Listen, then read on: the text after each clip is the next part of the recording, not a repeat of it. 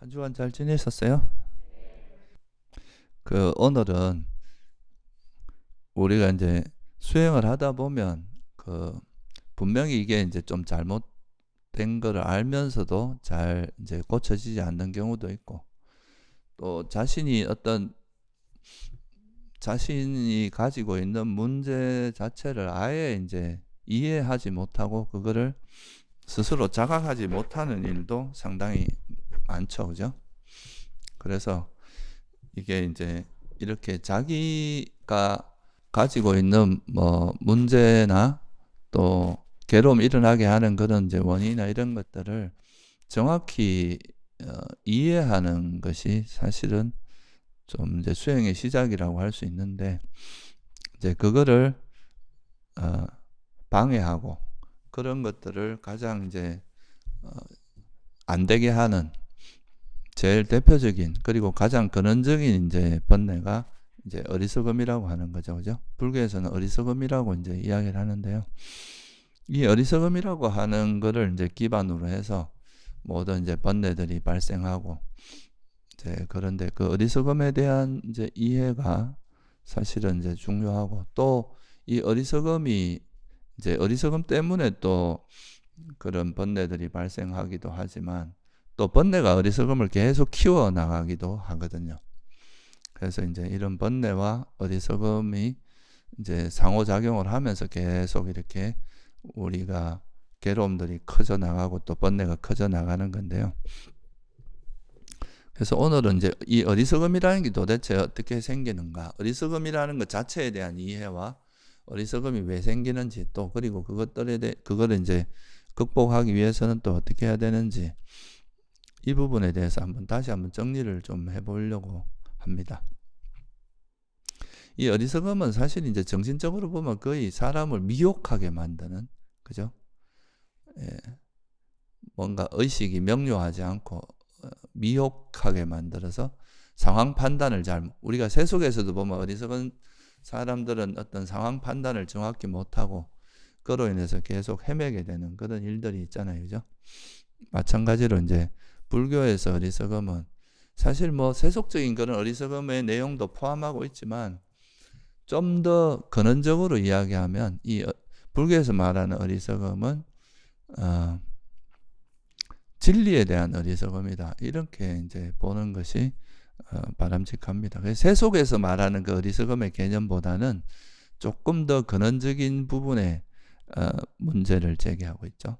우리가 이제 불교를 공부할 때는 항상 여러분들이 머리에 염두에 둬야 될 것들은, 이 불교에서 말하는 것은 항상 괴로움과 괴로움의 소멸이라는 그 관점에서 이제 모든 부처님의 설법이 이루어지고, 그거를 이제 좀 더 자세하게 이해하고 좀 더 깊이 있게 이해하기 위해서 설법이 이루어졌기 때문에, 그 괴로움과 괴로움의 소멸이라는 그 관점을 망각하게 되면 좀 헷갈리기 쉬워요. 그래서 이제 불교에서 말하는 이 어리석음이라는 것도 결국은 이제 괴로움과 괴로움의 소멸의 관점에서 이제 어리석음을 말하는 거기 때문에, 그 점을 좀 주목해서 이제 바라보게 되면 이제 이런 어리석음을 이해하기가 좀 더 쉽지 않을까 생각합니다.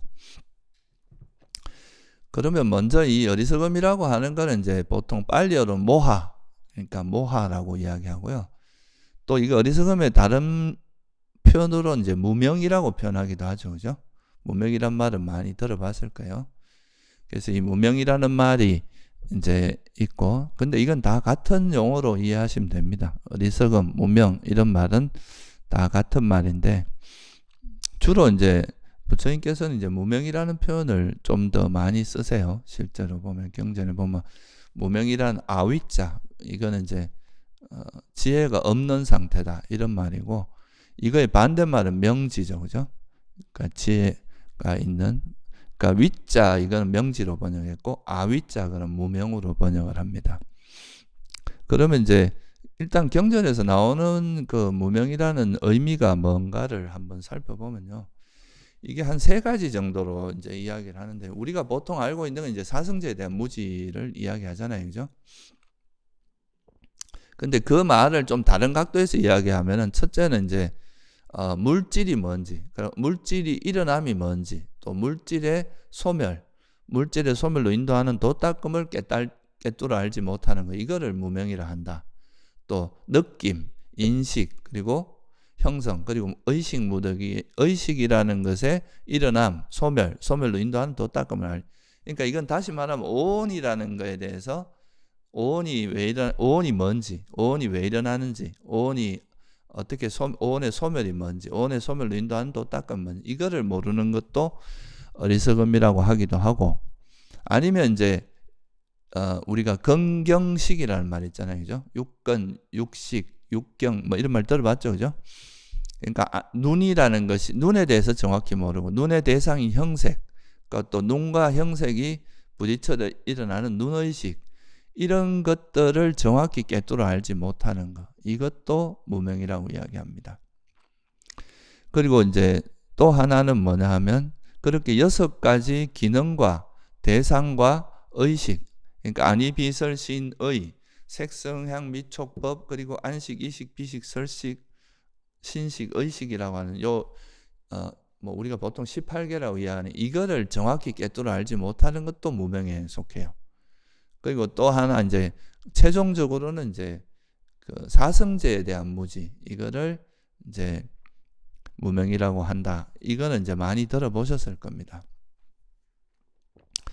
결국 사성제의 내용은 뭐냐 하면은 그 괴로움이 뭐고, 괴로움이 일어남이 뭐고, 괴로움의 소멸이 뭐고, 괴로움 소멸로 인도한 도닦은 뭐, 이거를 이야기하시는 거잖아요. 그럼 여기서 부처님께서 괴로움이라고 하는 거의 핵심은 뭐였어요? 뭘 괴로움이라 그랬습니까? 오치온이 곧 괴로움이다, 이렇게 말씀하셨죠. 그러니까 생로병사, 뭐 팔고를 이야기하기도 해요. 뭐 애별리고, 원정해고, 구부듣고, 뭐 오음선고라고 하는, 그렇게 이제 팔고를 8가지 대표적인 고통을 이야기하기도 하지만, 결국은 오온, 형성되는 것 자체가 괴로움이다라고 말씀하신 게 고성제잖아요. 그러니까 결국 고성제를 이해하려면 뭘 이해해야 되겠어요? 오온에 대한 이해가 필수적이겠죠, 그죠? 그래서 오온에 대한 이야기가 들어가는, 오온으로 이걸 치환해서 이야기할 수도 있어요. 오온과 오온에 일어나면 오온의 소멸로 인도하는 도닦음이라고 이렇게 말할 수도 있는 거죠. 그래서 이게 사실은 다르게 표현하고 있지만 말씀은 똑같아요.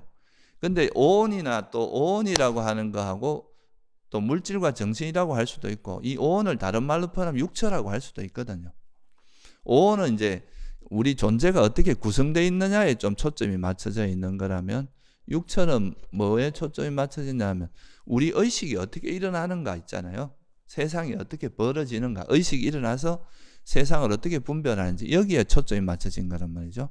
그러니까 이제 눈, 귀, 코, 혀, 오감과 우리 마음, 이런 거에 이제 분류를 그렇게 하는 거죠. 그 오감의 대상이 색성한 미촉, 그리고 마음의 대상인 법, 이렇게 해서 그로 인해서 일어나는 마음이 어떻게 작동하는지, 그거에 대해서 이야기한 게 육처니까 사실은 같은 이야기인데 좀 관점을 다르게 해서 표현한 거라고 볼 수 있습니다.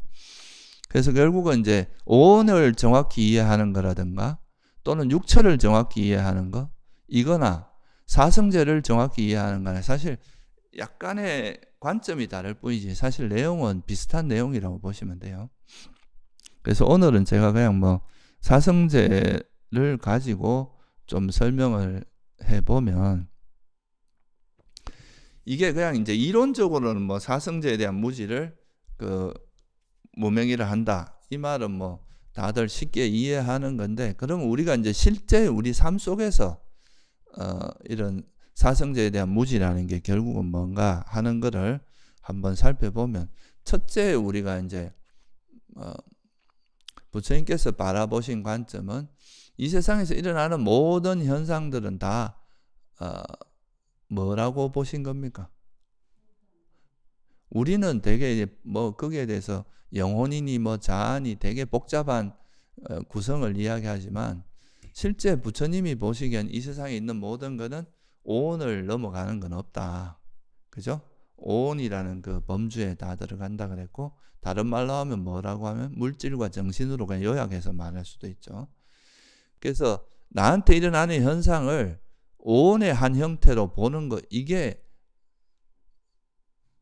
사성제의 내용이라고 볼 수 있겠죠. 그죠? 일단 첫 번째는 이제 이 세상에 있는 모든 건 물질과 정신이고 그거는 이제 오온이다. 이렇게 보는 것을 우리가 부처님이 보신 진리인데 그거를 알지 못하는 게 어리석음이라는 거죠. 그러니까 어떻게 보면 여러분들이 이걸 내 몸이 아니라 물질로 볼 수 있고 내 몸이라고 보는 거는 뭐에 해당하겠어요? 그러니까 그것도 어리석음이라고 할 수 있겠죠. 그죠? 왜냐하면 이 몸이라고 하는 것도 물질이라는 걸 꿰뚫지 못하는 어리석음이라고 할 수 있겠죠. 그죠? 이 내 몸을 그냥 하나의 물질, 본질은 물질이다. 이렇게 볼 수 있으면 그건 지혜가 작용하는 건데 이걸 이제 그렇게 보지 못하고 이 몸은 내 것이고 나고 뭐 이렇게 뭐 영원하고 만약 이렇게 본다면 이것도 일종의 어리석음이다. 이렇게 말할 수 있겠죠. 그죠? 그러니까 이 몸을 그냥 물질로 보지 못하는 이것도 어리석음이라고 할 수 있고 또 이 몸이라고 하는 것, 부처님께서 고성제에서 말한 것은 오온이라는 것은 형성된 것이기 때문에 이거는 영원하지도 않고 괴로움이고 내 것이 아니다. 이렇게 말씀하셨잖아요. 근데 마치 이 몸이 영원할 것처럼 영원하다고 착각하는 것. 이것도 뭐에 해당하겠어요? 이것도 어리석음에 해당할 수 있는 거죠. 이 몸이 형성된 몸이라는 것 자체가 행복이다. 몸이 형성되는 것 자체가 행복이다 보는 거. 이것도 뭐에 해당해요? 이것도 어리석음이겠죠. 부처님께서는 형성되는 건 다 괴로움이라 그랬으니까. 그죠? 그리고 이 몸을 아까 말씀드렸듯이 몸은 나의 것이고 이게 나고 이게 나의 자아다. 이렇게 보는 것도 뭐에 해당하겠어요? 그것도 어리석음인 거예요. 그런데 여러분들이 알게 모르게 뭐 내 몸이 조금만 아프면 나 죽겠어. 내가 죽을 것 같아. 이건 내 몸이 어떻게 죽으면 어떡하지? 이렇게 바로 이게 마음이 글로 흘러가잖아요. 이거는 우리가 그런 인식 속에 뭐가 있다는 것을 반증하는 겁니까? 나도 모르게 이런 어리석음이 계속 작용하고 있다는 거예요. 우리가 말은 이렇게 쉽지만 이게 일상 속에서 이런 마음들이 이렇게 어리석음이 작용하지 않기는 굉장히 어렵다는 거죠. 자기도 모르게 이게 벌써 그냥 어리석음이 바로 작용하고 그 어리석음이 있으면서 이제 그 어리석음으로 인해서 모든 문제가 발생하는 거거든요. 그리고 또 내가 이렇게도 볼 수 있어요. 이제 내 몸을 이 몸이라고 하는 것은 물질이고 이 물질은 다 결국은 단단한 이런 고체화 우리가 보통 우리 현대말로 하면 고체지 우리 뭐 뼈라든가 이런 건 좀 단단한 거에 이런 건 고체에 해당하겠죠. 그러니까 우리 몸에 있는 뭐 피라든가 눈물이라든가 이런 것들은 뭐에 해당? 오줌이나 이런 건 뭐에 해당? 액체니까 이런 거는 물의 요소. 그리고 이제 우리 몸엔 체온이 있고 따뜻하고 이런 열이 있잖아요, 그죠? 그런 거는 불의 요소라고 하고 또 우리 공기가 더 나들고 몸을 움직이게 만드는 이런 거는 바람의 요소라고 해서 결국은 물질이고 이거는 결국은 내 몸이라고 하는 건 4대가 모여 있는 거다. 뭐 사리불존자 이걸 좀 더 뭐 쉽게 이야기하면 가죽 덩어리 안에 살과 피가 이래 있고 신경이 모여 있는 이걸 그냥 사람이라고 우리는 보통 내 몸이라고 한다 이렇게 말하잖아요, 그죠? 그러니까 이렇게 볼 수 있는 것은 뭐 지혜라고 한다면 이거를 내 몸이야, 내 거야, 내 피야, 내 눈물 뭐 이 몸을 나와 동일시하고 이걸 영원하다고 착각하고 이런 게 다 뭐라는 거예요? 이게 이런 게 다 어리석음의 범주에 들어간다는 거예요. 우리가 말하는 어리석음이 상당히 그러니까 우리가 부지불식간에 이 어리석음이 작용하면서 내 거라고 생각하니까 이 집착을 하는 이제 집착으로 반응을 하는 거겠죠. 그리고 이제 또 여러분들이 마음에서 일어나는 그 자만으로 보지 못하고 이거를 그냥 내가 나를 내세우고 자만으로 말을 하고 있음에도 불구하고 그것을 자만이 있는 말이라든가 생각을 할 때 자만을 통해서 생각하고 있으면서 이게 자만이 있는 마음 상태인지 모르는 거 이것도 뭐에 해당하겠어요? 이런 게 다 어리석음에 들어갑니다. 그리고 내가 사견에 빠져 있으면서도 사견이 있다는 걸 모르는 것도 뭐에 해당하겠어요? 이게 우리한테 일어나는 이게 이제 정신현상이고 정신현상 중에서도 자만이라고 딱 명확히 보지 못하는 것. 이게 이제 이런 것도 다 어리석음에 해당하는 거죠.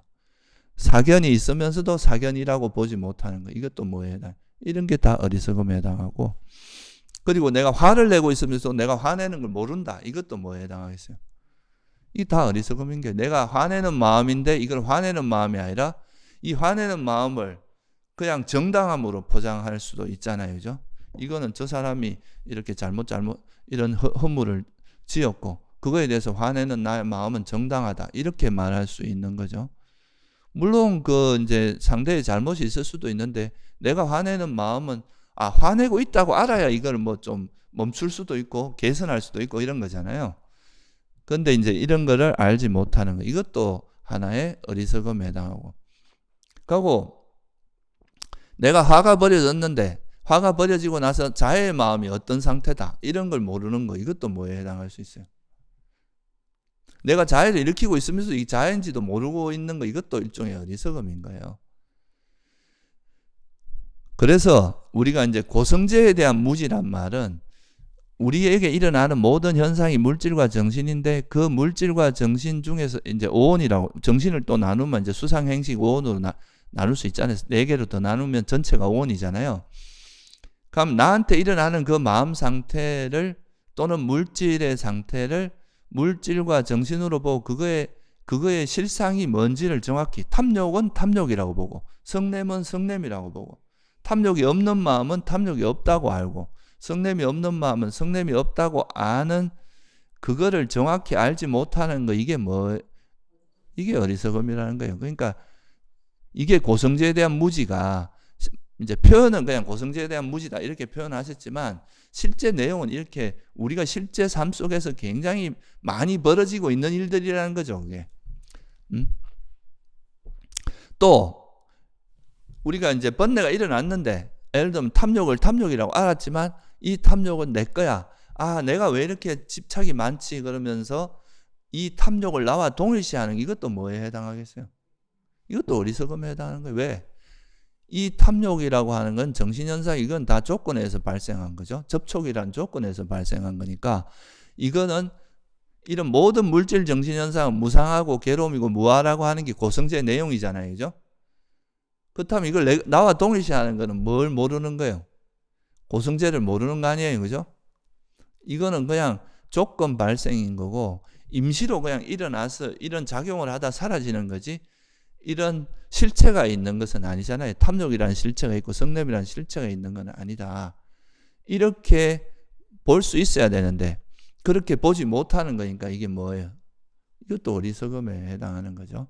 그래서 여러분들이 막 보통 이제 내가 화가 나면은 이제 혹시 화가 나거나 또 막 자만이 있거나 견해가 있을 때 누가 그런 걸 지적했을 때 그거를 인정하지 못하고 받아들이지 못하는 이유가 뭐겠어요? 이 마음을 뭐라고 생각하니까 그래요? 왜 내 마음을 저거 이상하게 생각해? 왜 나를 지적해? 이렇게 생각하잖아요. 그게 그냥 단지 이게 하나의 사견이고 자만이고 견해, 욕망이다 이렇게 이해하면 이거는 나에게 해로운 거니까 이건 버려야 되겠구나, 이렇게 마음이 이제 그 지혜가 작용할 수 있는데, 이걸 이걸 내 거라고 생각을 하게 되면 그런 걸 인정하기가 어렵고, 또 그거에 대해서 뭐라고 이야기하면 저항을 하게 됩니다. 그게 화죠, 그죠? 화로 반응을 한다. 왜 나한테 이런 소리? 그렇게 이제 자기의 어떤 정곡을 찔렸을 때 거기에 대한 괴로움이 일어나는 거. 물론 이제 타인이 남에게 지적할 땐 되게 지혜롭게 해야 됩니다. 상대의 기분을 상하지 않게, 또 아주 지혜롭게 그 상대의 조건을 잘 고려해서 해야 되지만, 어쨌든 본인 스스로가 자기에게 일어나는 그 몸의 상태나 마음의 상태를 있는 그대로 인정하고 그걸 정확히 통찰하고 인정하는 그 과정이 잘 안 되는 가장 대표적인 이유 중에 하나가 이 몸과 마음의 상태를 나라고 생각하는, 소위 말해 유신견이죠. 그게 이제 되게 강하게 작용하고 있기 때문에 그런 거를 이제 인정하기도 싫어하고 계속 거머쥐고 안 놓으려고 하고 이런 마음들이 작용하는 거죠. 그런 게 다 일어난 이유가 뭐라는 거예요? 이 뒤에 보면 이거에 대한 무지 때문이다. 고성제에 대한 무지가 작용하기 때문에 이거를 내 것이라고 생각하는 어리석음을 기반으로 해서 그게 집착이 작용한다는 거죠. 그래서 이게 고성제에 대한 무지가 이렇게 작용합니다. 또 고성제에 대한 무지가 있으면 계속 뭔가 새로운 것을 형성하는 것이 또 행복이라고 생각하는 이런 것도 이제 일종의 고성제에 대한 무지겠죠. 그래서 우리가 이제 수행의 관점에서 바라보면 고성제에 대한 무지라는 것은 나에게 일어나는 물질과 정신 현상을 있는 그대로 보지 못하는 거, 그죠? 탐욕은 탐욕이라 보고, 성냄은 성냄이라 보고, 어리석음은 어리석음이라 보고, 탐욕이 없는 건 없다고 보고, 있는 건 있다고 보고, 또 성냄이 없는 건 없다고 보고, 지혜는 지혜라고 보고, 삼매는 삼매라고, 이걸 이제 정확히 보는 거. 그리고 그렇지만 그걸 나와 동일시하지 않고, 이것도 조건에서 발생한 거기 때문에 영원한 건 아니고 변하기 마련인 거라는 거, 그리고 내 것이 아니라는 거를 정확히 볼 수 있는 거, 이게 이제 지혜고, 그렇게 보지 못하는 건 다 뭐라는 겁니까? 그게 어리석음이다. 어리석음이 작용하고 있기 때문에 그렇다는 거예요. 계속 나하고 동일시하는 거. 이런 어리석음이 계속 우리가 이제 어떤 위파사나 수행을 하거나 어떤 나를 관찰하고 나를 관찰하는 그런 거를 방해하는 힘으로 작용한다는 거죠. 어리석음은 일종의 사람을 잠재우는 거나 비슷하거든요. 뭐 조금 깨어났다가 자고 깨어났다가 자고 이렇게 지혜가 작용할 수가 없어요. 정신이 항상 흐리멍텅한 그런 거기 때문에.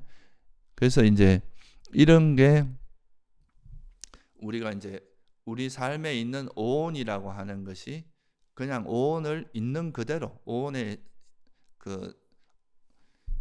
물질과 정신 또는 오온을 있는 그대로 통찰하면서도 이 오온을 나와 동일시하지 않고 한 걸음 떨어져서 이렇게 볼 수 있는 힘, 그게 이제 고성제인데, 이렇게 하지 못하는 거는 다 뭐 때문이냐? 고성제에 대한 무지, 어리석음 때문이다. 그죠? 무아에 대한 어리석음 때문에 나와 자꾸 동일시하는 거고, 이제 무상에 대한 어리석음 때문에 이거를 영원하다고 착각하는 거고, 그런 거죠. 그리고 형성된 것은 괴로움인데, 그거를 괴로움이라고 보지 못하는 것은 형성된 것이 괴로움이라는 것에 대한 무지다. 이렇게 보면 되겠죠. 그래서 이거 오온 자체에 대한 이해와 그것이 이제 무상고무아라는 이거의 베이스는 무상고무아라는 그거에 대해서 모르는 거는 이제 고성제에 대한 무지라면, 이거는 주로 이제 이 세상에 있는 현상의 본질에 대한 무지에 해당합니다. 그걸 보통 실상이라고 표현하죠. 있는 그대로의 실상을 모르는 건 고성제에 대한 무지라고 할 수 있고, 근데 그런 현상 중에서 우리가 이제 물질과 정신이라는 현상이 있는데, 그 중에서 이 마음은 때로는 우리 괴로움에 일어나기도 하고 괴로움에서 벗어나기도 하는 그런 작용이 있잖아요. 그죠? 다 이제 물질과 정신인데, 그 중에서 우리가 이제 법국에서 보면 비유를 그렇게 하거든요. 쇠에서 난 녹이 어떻게 합니까? 쇠를 갉아 먹잖아요. 그죠? 쇠가 상하게 하는 것처럼 우리가 어떤 대상을 분별하면서 이제 어떤 대상을 만났을 때 마음이 분별하는데, 그 마음에 탐욕이나 성냄이나 어리석음이 있으면 이거는 우리 마음을 계속 녹슬게 하고 아프게 하고 병들게 해서, 이게 이제 우리 괴로움에 일어나게 하잖아요. 그래서 이런 어리석음, 특히 이제 고성제에 대한 어리석음이 있으면 이 대상에 대해서 집착을 하게 되겠죠. 그죠? 이 고성제에 대한 어리석음이 있으면 거기에 대해서 아까 말했듯이 내 것이라고 집착하고 이러다가 자기가 원하는 것이 실현되지 않으면 또 화로 가니까, 그죠? 이게 이제 그래서 이런 어리석음을 기반으로 해서 탐욕이 일어나고, 이 탐욕을 기반으로 해서 또 탐욕이 뜻대로 되지 않았을 때 그 반작용으로 화가 일어나게 되고, 그래서 이런 탐진치라고 하는 것 때문에 우리 마음이 병들고 오염되고 괴로움이 일어난다. 이거를 명확히 보여준 가르침이 뭐예요? 그게 집성제거든요. 근데 여러분이 화를 내면서도 이 화의 해로움을 모르는 건 뭐에 대한 무지겠어요? 그러니까 이것이 내 것이 아니고 이것이 화라는 걸 모르는 건 고성제에 대한 무지라고 할 수 있는데, 이것이 괴로움을 불러일으키고 이것 때문에 수많은 괴로움이 일어난다는 걸 모르는 건 뭐에 해당하겠어요? 그 집성제에 대한 무지인 거예요. 그죠? 뭐 이걸 굳이 따질 필요는 없는데 이제 굳이 이제 설명을 하자면 그렇다는 겁니다. 사성제에 대한 무지에 대한 의미가 이런 의미가 있다는 거예요. 그래서 우리가 사실은 이제 탐욕이라고 아는 순간에 이것이 해롭다는 것도 사실은 알고 있잖아요. 그죠? 그러니까 이거 사실 고성제, 집성제가 같이 통찰이 되는 건데 굳이 따지자면 이제 그런 의미가 있다는 거죠. 그 작용이 이런 마음들은 괴로움이 일어나게 한다는 것을 모르는 거, 이게 이제 무지에 해당한다는 거예요. 이게 여러분이 뭐 다 아는 것 같지만 실제 감각적 욕망을 즐기면서도 그것이 가지고 있는 해로움을 모르고 계속 즐기고 있는 거, 이게 뭐에 해당하겠어요? 이것도 어리석음에 해당하는 거거든요. 이 감각적 욕망이 괴로움을 불러일으킨다는 것에 대한 통찰이 부족하니까 그게 계속 쫓아가는 거 알겠어요? 그죠? 그래서 이 집성제에 대한 무지는 결국은 다른 말로 하면 탐진치라고 하는 것이 해롭다는 것에 대한 무지, 이것도 어리석음에 해당한다. 이 해로움을 알아야 되는데 해로움을 알지 못하는 것, 이것도 어리석음입니다. 그리고 이 탐욕과 성냄과 어리석음의 소멸이 괴로움의 소멸이라는 걸 모르는 거, 이것도 뭐에 해당하겠어요? 이것도 이제 멸성제에 대한 무지에 해당하죠. 그죠? 그게 바로 우리가 어리석음이다, 이렇게 볼 수가 있겠죠. 그죠?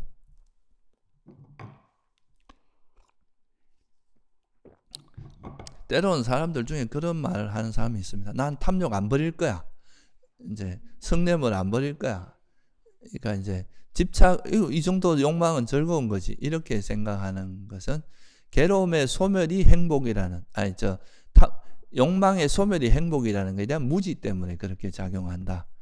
그리고 이제 성냄의 소멸이 괴로움의 소멸이라는 것에 대한 무지 때문에 그게 당장은 이렇게 뭐 내가 하고 싶은 대로 하고 화를 내는 게 속이 시원할지 몰라도 이것이 결국은 우리 마음에 엄청난 괴로움을 불러일으키고 그로 인해서 수많은 이제 문제들이 생긴다는 것을 모르면 그게 계속 그걸로 달려갈 거 아니에요. 그죠?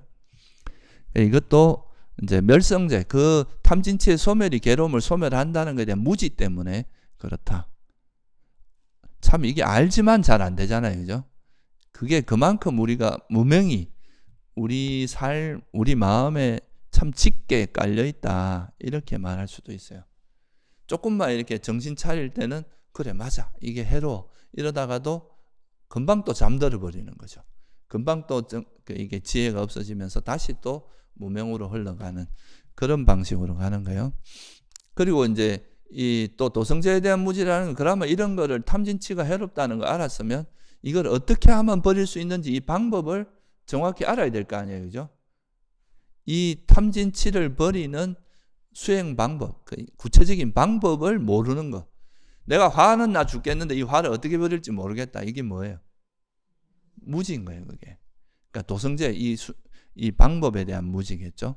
집착을 어떻게 버리는지 모르겠다. 이것도 팔정도에 대한 무지고, 또 어리석음을 어떻게 버리는지 모르겠다 하는 것도, 이것도 무지에 해당하겠죠. 그러니까 어떻게 보면 개정회를 어떻게 개발하고 그걸 통해서 어떻게 탐진치를 버리는지 구체적인 방법, 탐진치의 원인이라든가 그걸 버리는 방법이라든가 이런 거를 모르는 건 다 뭐에 해당한다고 할 수 있겠어요?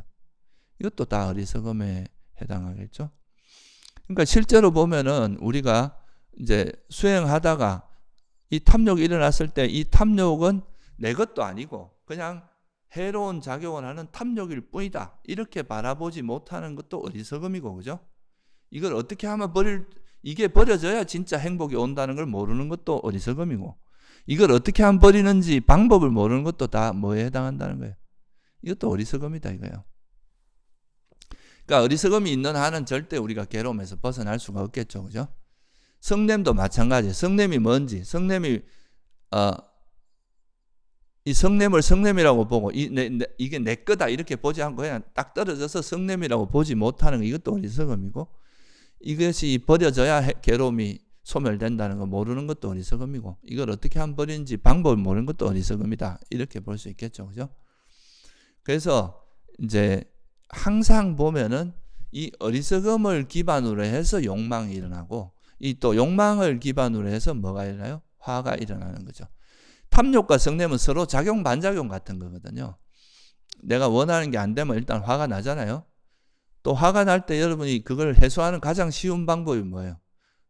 욕망을 추구하는 거예요. 뭐 맛있는 거 먹고 놀러 다니고 뭐 영화 보고 이런 게 다 이제 괴로움을 다른 감각적 욕망으로 해소하는 거란 말이죠.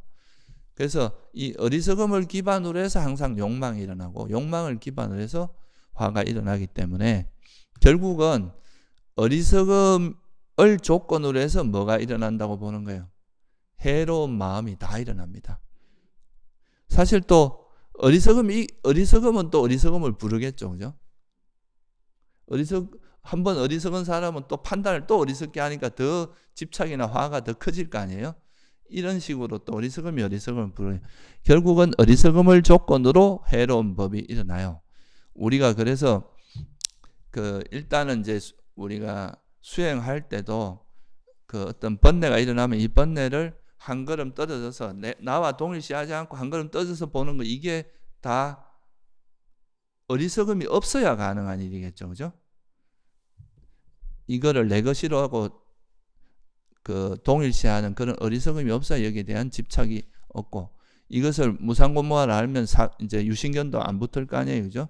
그러니까 그렇게 되겠죠. 그래서 우리가 이제 어리석음 어떤 집착을 기준으로 생각을 하면, 내가 화가 나면은 거기에 분명히 내 어떤 집착이 있고, 이 집착을 불러일으키는, 집착과 화를 불러일으키는 건 어리석음이다. 이게 이제 반조할 때 가장 중요한 툴로 쓰이는 건데, 이 이유가 다 여기에 있다는 거예요. 어리석음을 기반으로 해로운 법이 일어나기 때문에 실제로 우리가 탐욕과 성냄을 완전히 좀 뿌리를 정확히 보기 위해서는 반드시 어리석음을 봐야 되거든요.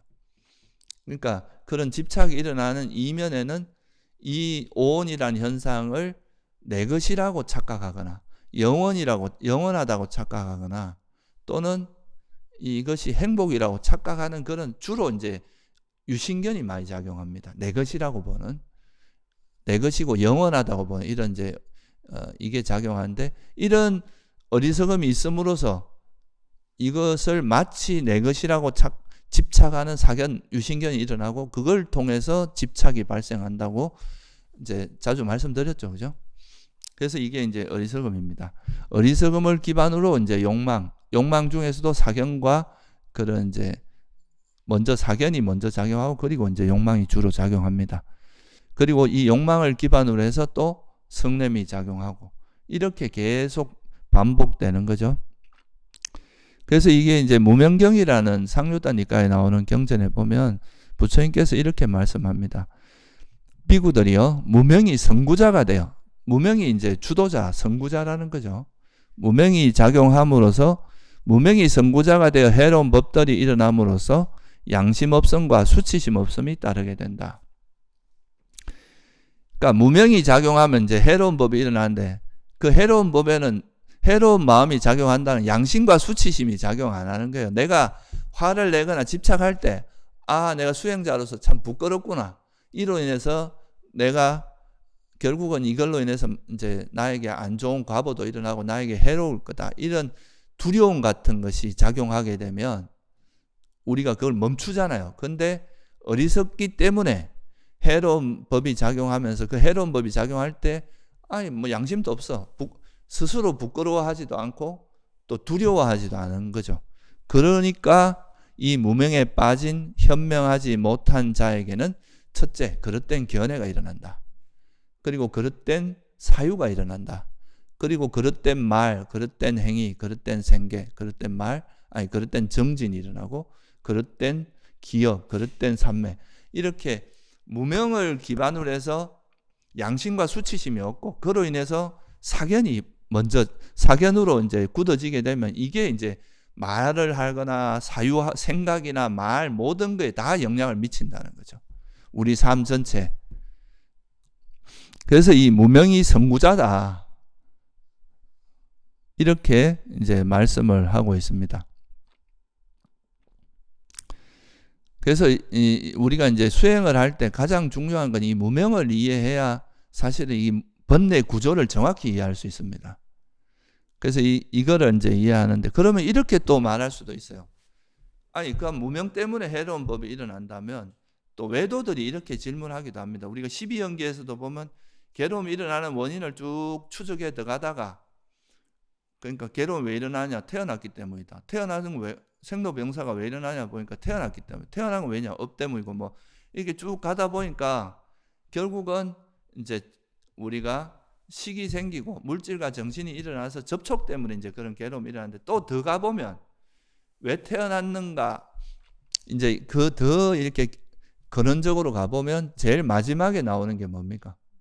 무명을 조건으로 의도적 행위가 있고 그 식이 있고, 이렇게 쭉 12연기의 끝은 무명이잖아요. 그죠? 그러니까 또 이제 어떤 외도들이 어떻게 이야기하냐면, 그럼 무명이 근본 원이냐, 무명에서 모든 게 나오는 거 아니냐, 또 이렇게 이야기를 하는 거죠. 무명이라는 절대적인 뭐가 있어가지고 여기서 모든 게 또 나오는 거다, 번뇌가 나오는 거다, 이렇게 생각할 수도 있는데 그게 아니다 이거예요. 무명도 일어나는 조건이 있다 그랬어요. 무명이 절대적으로 있는 게 아니라 무명도 역시 조건이 있는데 그 조건이 뭐라는 거예요? 무명은 번뇌 때문에 일어난다, 이렇게 또 말씀을 하신 거예요. 그러니까 무명 때문에 해로운 법, 그러니까 그런 번뇌, 대표적으로 번뇌가 일어나지만 역으로 말하면 이 무명은 또 번뇌 때문에 무명이 일어난다는 거죠. 그래서 사실은 이제 이 무명이라고 하는 것에 또 더 이렇게 가보면 이 무명이 또 왜 발생하느냐. 여러분들이 보세요. 이렇게 지금 이렇게 법문을 듣거나 이럴 때는 그래도 마음이 좀 맑아져 있고 좀 마음을 가다듬어져 있기 때문에, 아 맞아, 내가 그런 말하는 거 이런 것도 자만이야, 사견이야, 이렇게 이해하는데, 근데 만약에 지금 여러분들 마음에 지금 화가 잔뜩 나 있어요. 그러면은 그런 게 있는 그대로 보이겠냐 이거예요. 내가 지금 이게 화를 내고 있는 거고 이게 지금 자만에 빠진 거고 내 견해를 고집하고 있는 거다, 이런 게 눈에 잘 안 보이겠죠. 그러면 이걸 내 것이라고 생각할까요? 내가 지금 내 감정이 지금 얼마나 상했는데 이렇게 될 거 아니에요, 그죠? 그러면 이게 뭐가 되겠어요, 그게? 결국은 그냥 단지 일어난 화하고 내 마음 상태인데 이걸 뭐와 동일시에 하게 되는 거예요? 이걸 나라고 유신견이 작용하지. 이게 유신견이 작용한다는 이걸 나라고 생각하는 어리석음이 작용하기 때문에 그렇죠, 그죠? 그러니까 결국은 이게 화라는 것이 뭐를 유발한 거예요? 어리석음을 유발한 거죠. 이게 무명을 만들어낸 거예요. 화가 있기 때문에 이 현상을 있는 그대로 보지 못하고 이걸 내 감정, 내 문제 이렇게 보게 된 거죠. 이게 그러니까 어리석음이 작용하면은, 이게 번뇌가 있으면, 성냄이 있으면 있는 그대로 꿰뚫어 보지 못하는 뭐가 작용하는 겁니까? 이것도 무명이 작용하게 된다 이거예요. 또 우리가 자만이 있을 때도 보면은 우리가 이제 살면서 내가 이제 자만이라는 건 내가 잘났다고 생각하거나 이제 내가 열등하다고 생각, 이런 마음인데, 이런 마음도 있을 때는 보면은, 이런 마음이 있으면 어떤 다른 상황을 판단할 때 누가 나한테 조금만 이렇게 내 기분 상하는 말을 하게 되면 이게 자존심이 상하는 거죠. 그죠? 그럼 이 자존심이 상하면 이 자존심으로 인해서 마음이 흔들려 버린단 말이에요. 자존심이 상하면 화가 나잖아요. 그러면 이제 이게 또 어떤 현상을 있는 그대로 보는 게 아니라 저 사람이 나를 무시한다거나 나에게 갑질을 한다거나 나에게 무례하게 굴었다거나 이런 식으로 마음이 작용하면서 그 상황을 있는 그대로 이렇게 객관적으로 보는 게 아니라 이 감정이 앞서면서 이제 상황을 판단하니까 이 판단으로 인해서 또 새로운, 저 사람은 나쁜 사람이고 저 사람은 문제가 많은 사람이고, 이렇게 딱 그 사람을 결정적으로 고정된 모습으로 바라보게 될 거 아니에요, 그죠? 그럼 이게 또 뭐가 되겠어요? 이것도 원래는 사람은 변하는 것이고 그 모습이 일시적으로 그런 모습이 막 어떻게 보면 사람들이 그렇잖아요. 성질 날 때 무슨 말을 못해요, 그죠? 하지만 그런 말 자체가 그 사람의 전부는 아니잖아요, 그죠? 근데 우리는 이제 그런 거를 하나의 그 사람의 전체 모습으로 또 착각할 수도 있잖아요. 그러면 이게 또 그 사람을 실체화하는 무명이 또 작용하게 되는 거 아니에요, 그죠? 이런 게 바로 이제 우리 그 욕망이, 이 자만이라는 것이 오히려 또 뭐를 유발해냅니까? 어리석음이 무명을 생기게 만드는 거예요, 그죠? 우리 마음에 그런 또 자만 같은 게 있으면 또 사견이, 우리 사견이라는 건 이제 자기 견해에 대해서 고집하는 거잖아요, 그죠? 이런 게 사실은 이제 뭐 자만, 그러니까 내가 남보다 더 잘나고자 하고 남에게 무시당하기 싫고 내가 더 잘나고 싶고 더 빛나고 싶고 내 뜻대로 하고 싶고 이런 것들이 사실은 이제 인간관계에서 가장 이제 문제를 많이 일으키는 요소고, 그게 또 어리석음을 유발해내는 거. 또 하나는 견해입니다. 우리가 70억, 80억, 지금 뭐 한 80억 된다 그러죠. 80억 인구가 있으면 80억이 보는 세상은 다 다릅니다. 절대 똑같지 않아요. 업이 다르잖아요, 사람들이. 그리고 타고난 견해나 이런 게 다 다르기 때문에. 그렇다면은 이렇게 대화를 해보면 각자가 보는 시각이 다른데 상대가 가지고 있는 시각을 이해하지 못하면 내가 가진 시각으로만 바라보면 절대 그 사람을 이해할 수 없습니다.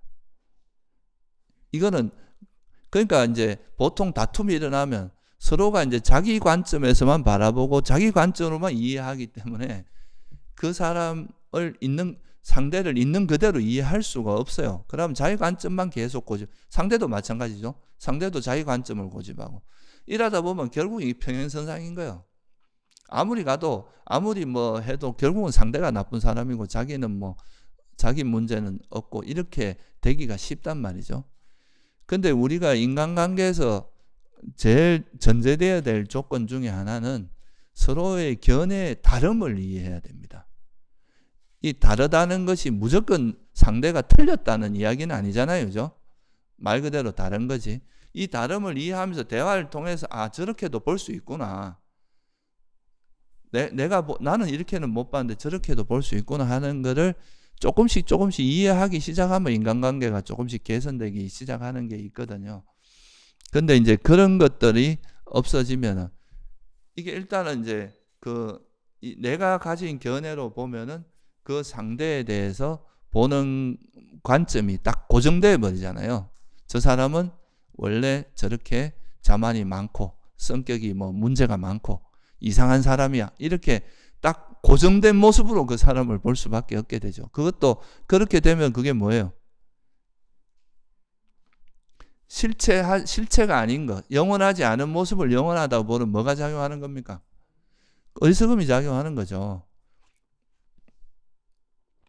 그러니까 실제로 우리가 이제 이렇게 뭔가 해 나가는 것 속에서 보면 이런 이제 욕망이나 화가 작용할 때 보면은 우리 마음이 일단은 첫째 뭐가 깨지냐면 균형감이 깨져버립니다. 우리가 균형감이 살아있으면 그래도 좋은 거는 좋다고 보고 나쁜 건 나쁘다고 보고 이렇게 될 거 아니에요, 그죠?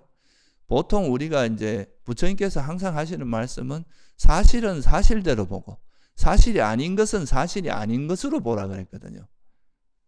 우리가 뭐 좋게 한다고 사실이 아닌 것을 사실인 것처럼 이야기하고 사실인 걸 사실이 아닌 것처럼 이야기하는 게 이게 바람직하지 않다고 그래요, 부처님께서. 우리가 예를 들어서 뭐 내가 사실은 뭐 지금 현재 상태가 그렇게 좋은 상태가 아닌데도 좋은 상태로 보고 이런 걸 바람직하다고 보지도 않았고, 그러니까 사실은 그냥 사실 그대로 보고 사실로 보고 사실이 아닌 건 사실이 아닌 것으로 보는 게 지혜거든요. 그게 있는 그대로 본다 이런 말인데, 근데 이제 욕망이나 화가 작용해, 특히 자만, 견해, 뭐 이런 성냄 이런 게 작용할 때는 상황이 있는 그대로 안 보인다 이거예요. 자기가 유리한 쪽으로, 자기가 보고 싶은 쪽으로 보게 되기 때문에 이렇게 되면은 탐욕과 성냄이 작용하는 순간 사물을 있는 그대로 보지 못하니까 이게 바로 뭐로 이어지겠어요? 무지로 이어진다 이거예요. 무명으로 이어진다는 거예요. 그럼 이 무명이 또 탐욕과 성냄을 유발하게 돼. 이게 악순환인 거예요, 계속. 그죠? 그렇게 되면은 이게 계속 문제가 발생하고 이 어떻게 보면 계속 이런 이제 해로운 마음들이 성장하고 커지기만 하지 이게 절대로 줄어들지 않는다 이거예요.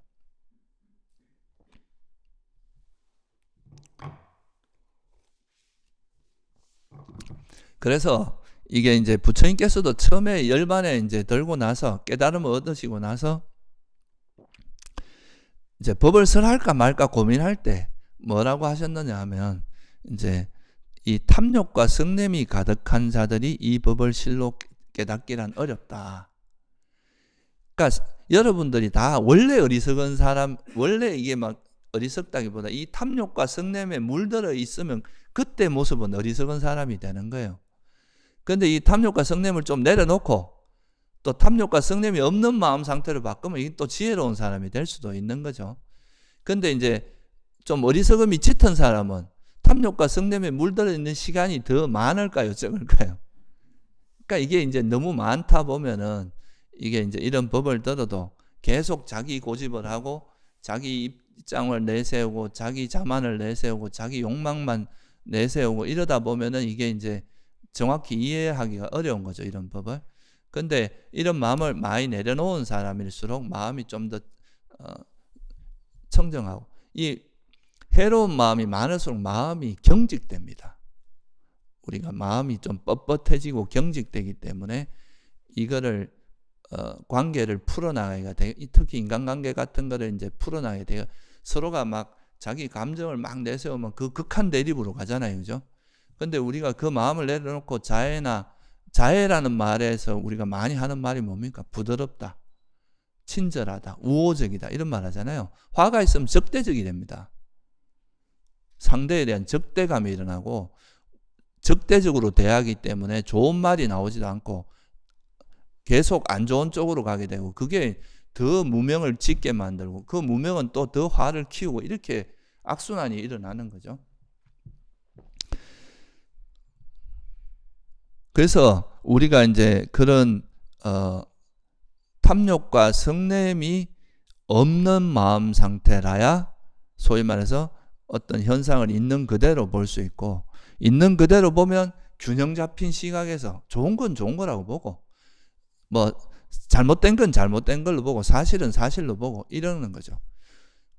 우리가 왜 아까 5계를 했잖아요. 5계에서 왜 거짓말 하지 말라는 말이 이제 중요한 계에 들어가냐 하면, 상황에 따라서 이렇게 말하고 저렇게 말하고 그렇게 말하기 시작하면 그 사람 말을 도저히 믿을 수가 없게 되잖아요. 근데 부처님께서 이제 부처님 같은 분을 뭐 방편을 많이 쓴다 그래가 때로는 뭐 거짓말 이런 말도 안 해. 그건 말도 안 되는 소리입니다. 부처님은 방편으로도 절대 거짓말 하지 않습니다. 만약에 그런 거짓말 하기 시작하면 부처님 말씀이 무슨 말씀을 하시면 이제 저것도 또 무슨 이유에 의해서 거짓말 하는 거 아닐까? 이렇게 사람들 의심할 수 있거든요. 그러니까 절대로 그렇게 안 한다는 거죠. 그래서 수행자들도 5계를 잘 지키면 저분이 하는 말은 그래도 신뢰할 수 있다. 이렇게 되는 거죠.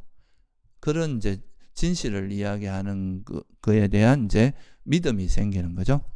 그래서 우리가 이제 이런 탐욕과 성냄이 없으면 내 이익이나 내 감정, 내 욕망 때문에 뭔가 계를 어기는 행동을 안 할 수 있잖아요, 그죠?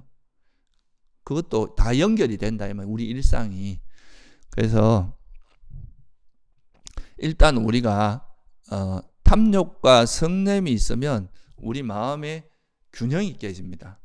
욕망이 있을 때는 주로 내가 원하는 쪽으로만 보려고 하게 되고, 화가 나면은 상대의 안 좋은 것만 주로 결점만 찾게 됩니다. 안 좋은 것만 주로. 그러고 또 탐욕이나 성냄이 있는 경우는 편집하게 돼요. 그 상황을 보통 있는 그대로 보는 게 아니라 자기가 보고 싶은 것만 보고 보기 싫은 건 안 보고, 또 타인에 대해서는 주로 뭐 안 좋은 것만 편집한다거나 이렇게 되기가 쉽습니다. 그러니까 절대로 객관적인 시각이 나올 수가 없는 거죠. 그래서 이게 이제 이 무명과 번뇌라고 하는 것은 상호작용을 해요. 그래서 이게 무명이 있기 때문에 해로운 마음이 발생하는 거고, 또 해로운 마음이 생기면 이 해로운 마음이 또 뭐가 돼요? 또 더 무명을 키우는 거죠. 그럼 또 무명이 또 해로운 마음을 더 키우고 이렇게 해서 악순환이 계속 일어나서 결국은 이제 이 괴로움이 점점 커지고 이제 괴로움에서 벗어날 수가 없게 된다. 이런 거고요. 그렇다면 이 고리를 끊기 위해서는 우리가 어떻게 해야 되겠어요? 이 무명의 반대는 뭡니까? 명지잖아요. 그죠? 아까 무명은 아위자, 위자라는 게 이제 지혜 명지인데 아라는 건 부정어거든요. 아위자는 무명이고 명이 없다 이 말이잖아요. 위자는 명지라고 하는데 이 위자는 사성제를 깨뚫어 하는 거 그걸 이제 사성제를 모르는 게 무명이면 사성제를 깨뚫어 하는 거죠. 그 말은 아까 말의 반대로 진짜 이 세상에 있는 건 다 물질과 정신일 뿐이고 이거는 내 것도 아니고 나라고 할 만한 것도 없고 그냥 이거는 매 순간 조건에서 변하는 거고 여기에서 내가 뭔가 고정된 모습을 찾을 수는 없다. 그리고 내 것이라고 할 만한 건 없다. 이렇게 통찰하고 그리고 탐진치는 괴로움을 일으킨다. 탐진치가 없는 것이 괴로움의 소멸이다. 탐진치를 버리기 위해서는 우리가 팔정도를 실천해야 된다. 하는 이런 거에 대한 지혜가 있으면 부처님께서 이렇게 말씀하세요. 이제 비구들이요. 명지가 선구자가 되어 유익한 법이 일어난다. 그러니까 아까는 뭐라고 했어요? 무명이 선구자가 되면 해로운 법이 일어난다 그랬잖아요. 그런데 명지가 선구자가 되어 유익한 법들이 일어남으로써 양심과 수치심이 따르게 된다. 그러니까 이거 이제 지혜가 작용하기 시작하면 내가 악을 행하는 것에 대해 부끄러움을 느낍니다. 불선을 행하는 것에 대해서. 그리고 내가 불선을 행하는 것에 대해서 두려워하게 돼요. 수치스럽게 생각하게 돼요. 그러면 이게 바로 이제 그래서 비구들이요 명지를 가진 현명한 자에게 바른 견해가 일어나고 바른 사유가 일어나고 바른 말, 바른 행위, 바른 생계, 바른 정진, 바른 기억, 바른 삼매로 이어진다. 그러니까 명지가 작용한 바른 견해가 작용하니까 이거는 이제 팔정도가 작용하기 시작하는 거고 근데 무명이 작용하면 사견이 작용하기 시작하고 그러면 팔사도가 작용하는 겁니다. 그래서 아까 같이 이제 그래 되면은 내가 만약에 사견이 있으면 사견이 있다고 솔직하게 인정하고 그걸 있는 그대로 바라보게 되고 그리고 이걸 내 것이라 생각하니 이거는 단지 사견일 뿐이고 해로운 거니까 이거는 버리는 쪽으로 노력하게 되겠죠. 그리고 만약에 자만이라 내가 하는 게 자만이라고 생각하면 자만이라고 알아차리고 이건 내게 내가 이걸 고정된 내 모습은 아닌 거죠. 지금 현재 그런 거니까 이거는 내가 마음을 바꿔서 다시 지혜를 쓰면 이건 버려지는 거거든요. 그러면 이제 그런 식으로 작용할 수 있고 또 내가 뭔가 내 마음대로 세상을 통제하려고 하는 이것도 사람한테 굉장히 큰 그 욕구 중에 하나거든요. 이게 통제욕 같은 건데 일종의 명예욕이나 뭐 권력욕하고 관계 있습니다. 내가 원하는 거를 내 마음대로 이렇게 하고 싶어 하는 거 그것도 이것도 욕망이구나. 욕망이라고 알고 그 욕망을 내 것이라고 보지 않고 욕망일 뿐이다. 이렇게 보고 이건 해로운 거니까 이건 버려야 되겠구나. 이렇게 이제 한다면 그거는 지혜가 작용하는 거겠죠. 해로운 줄 알면서도 안 버리고 있는 건 뭐겠어요? 에? 해로운 줄 알면서 안 버리는 게 뭡니까? 무명이죠. 근데 이게 해롭다고 알면 해로운 걸 해로운다고 알면 그거를 버리고 그 없는 마음 상태를 만드는 게 지혜인 거예요. 근데 이게 해롭다는 걸 뻔히 알고 내가 괴로움인지 알면서도 그 마음을 계속 지속한다면 이건 계속 무명이 작용하고 있는 겁니다. 그렇겠죠, 그죠? 머리로 아는 것 갖고 되는 게 아니에요. 실제 머리로는 생각은 버려야 된다고 하지만 감정은 그대로 있는 거예요. 그러면 이 생각은 뭐가 있는 생각이에요? 무명이 있는 생각이고 욕망이 있는 생각이고 화가 있는 생각인 거예요. 그래서 그것도 역시 이제 명지가 작용하는 게 아니라 무명이 작용해서 그렇다. 이렇게 볼 수 있겠죠. 그죠? 그래서 사실 이게 이제 불교에서는 결국 무명을 안다는 거는 무명을 알았다는 거는 뭐가 생겼다는 걸 의미하겠어요? 명지가 생겼다는 걸 의미합니다. 그래서 부처님께서 법국에 보면 이런 말이 있어요. 어리석은 자는 자기가 어리석은데 어리석은지 모르는 자는 실로 어리석은 자이다. 어리석음의 본질은 모르는 데 있거든요. 근데 내가 자기가 어리석은데 어리석은 줄 아는 자는 지혜로운 자다 그랬거든요. 내가 어리석다는 걸 아는 순간 지혜로운 자로 바뀌는 거예요. 그걸 어리석다고 알고 그거를 변하려고 노력하면은, 그죠? 그래서 이 무명과 명제는 한 끗 차이입니다. 사실 이게 무명은 사성제를 모르는 건데, 이 사성제를 알기 시작하면서 이 무명이 명지로 이제 전환되는 거죠. 무명은 사라지고 명지가 생기는 겁니다. 그래서 이 수행이라는 것도 결국은 이제 이 무명을 버려 나가면서 무명을 무명이라고 알면 그게 바로 명지가 돼요. 그죠? 무명의 원인을 아는 것도 명지입니다. 무명을 어떻게 하면 버리는지 아는 것도 명지고. 그래서 이런 무명을 정확히 통찰함으로써 사실은 명지가 생기고, 명지가 생기면 결국 뭐가 생기는 거예요? 해로운 마음은 사라지게 돼 있어요. 무명을 기반으로 해서 해로운 법이 일어난다 그랬잖아요. 그죠? 무명이 선구자라 그랬잖아요. 그죠? 그러니까 우리가 풀로 비유를 하면 풀이 이래 자라고 있잖아요. 풀이 자라고 있으면 그 자라는 풀을 위에 이제 풀을 아무리 집어 뜯어도 비만 한 번 오면 금방 풀이 자라잖아요. 그러면 이거를 다시 안 자라게 하려면 어떻게 뿌리를 뽑아내야 되겠죠. 그죠? 그 뿌리가 바로 뭐냐? 무명이다 이거예요. 그죠? 그래서 이 탐욕과 성냄을 불러일으키는 무명을 정확히 보면은 결국 그게 이제 명지로 바뀔 수 있는 시작이 됩니다. 그래서 이제 여기서 우리가 팔정도를 이제 이걸 무명이라고 알고 이걸 버리기 위해서 노력하고 정진을 하다 바른 정진을 하면 그걸로 인해서 명지가 정착하게 되면 무명은 놓아지게 되는 거죠. 그죠? 그렇게 되도록 노력해야 된다 이 말입니다. 그래서 무명을 버리는 가장 강력한 무기는 명지예요. 지혜입니다. 지혜. 그래서 이걸 제가 전에도 그런 말씀을 가끔 드렸지만 그 수타니파타에서 보면은 무명을 이게 우리 머리로 표현을 합니다. 여기서는 선구자로 표현하셨지만 상주타니까에서는 그 수타니파타에서는 우리 마음 이제 사람으로 치면 머리에 해당하는 게 무명이다.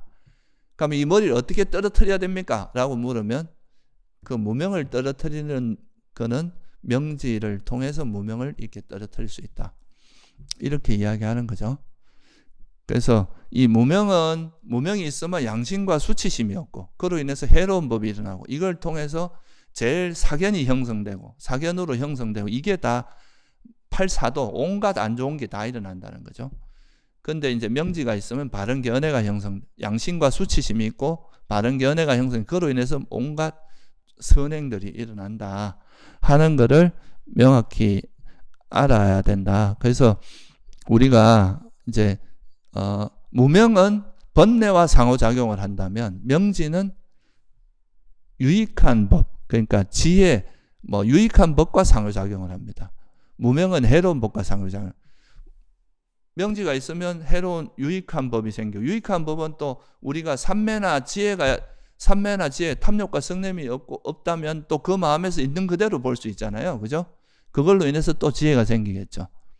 그래서 명지가 있으면 유익한 법이 있고, 유익한 법이 있으면 또 그게 유익한 법을 조건으로 명지가 생길 수 있는 거예요. 아까 번뇌를 조건으로 무명이 생기듯이 우리가 팔정도를 닦아서 개정해가 있으면 이게 또 더 큰 지혜가 생기게 만들잖아요. 그죠?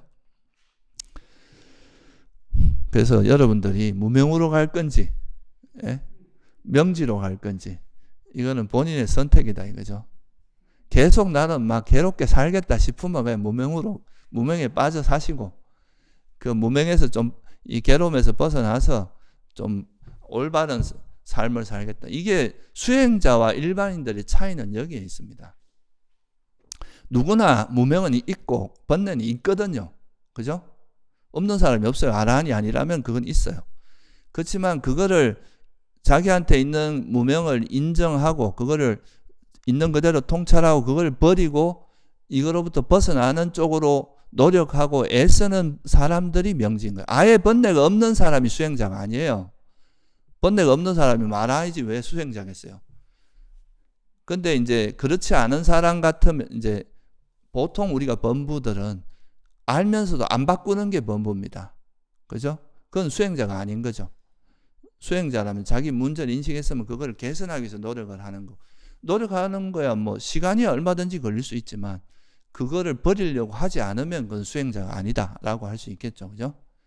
그래서 여러분들 이런 걸 좀 알고 이게 무명의 그런 노예가 되지 말고 우리가 수행해서 다 명지를 개발할 수 있도록 하시기 바랍니다. 네, 오늘 여기서 마칠게요.